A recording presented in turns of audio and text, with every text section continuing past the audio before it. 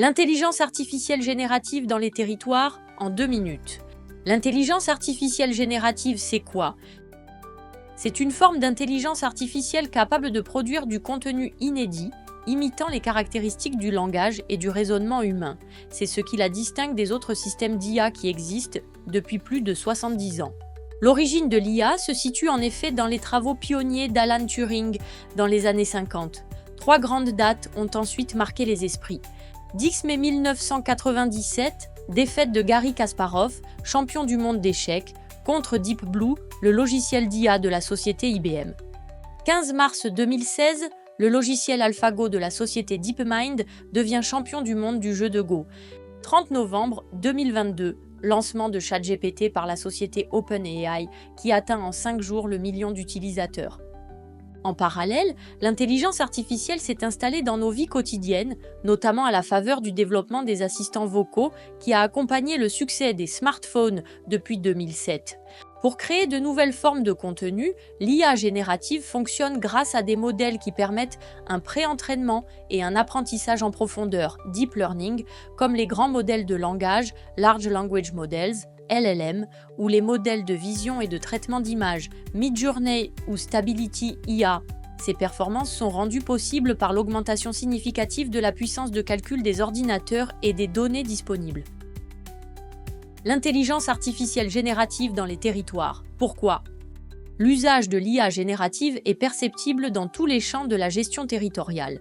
Aide à la rédaction de rapports, de comptes rendus, de marchés publics, génération de visuels pour des campagnes de communication, synthèse de voix pour des annonces publiques, déploiement de chatbots pour répondre aux demandes des habitants en dehors des horaires d'ouverture des services, automatisation du traitement de formulaires et génération de documents administratifs, etc. La visibilité médiatique de l'IA générative contribue également à valoriser des systèmes d'IA disponibles depuis plusieurs années en matière d'analyse prédictive et d'aide à la décision. Ainsi, la diffusion massive de l'IA générative conduit les acteurs publics locaux à réinterroger plus globalement les usages et les enjeux du déploiement des technologies numériques dans leur territoire. L'intelligence artificielle générative dans les territoires, comment? Les acteurs publics locaux convergent aujourd'hui pour s'engager de manière volontaire dans le déploiement d'IA responsable, éthique et d'intérêt territorial. Les questions posées par le déploiement de l'IA et l'accélération de la diffusion de l'IA générative sont en effet nombreuses: maîtrise des algorithmes et des risques de biais issus des données d'apprentissage, impact environnemental et social, impact organisationnel, impact en termes de sécurité et de protection des données personnelles, impact financier direct et indirect.